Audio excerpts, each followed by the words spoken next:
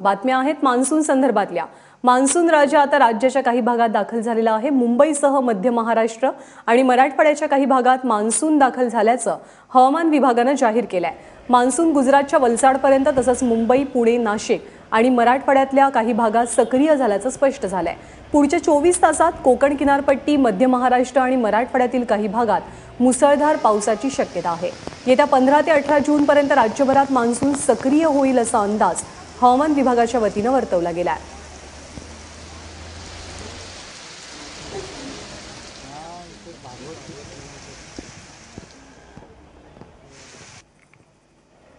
मान्सूनचा जो उत्तरेकडचा प्रवास आहे तो अजून पुढे भारतामध्ये सरकलेला आहे आणि कालपर्यंत जो श्रीवर्धनपर्यंत पाऊस आलेला होता, आता तो मुंबईच्या वर वलसाडपर्यंत दाखल झालेला आहे आणि संपूर्ण कोकण विभाग जो आहे तो त्याच्याने कव्हर झालेला आहे, सब डिव्हिजन।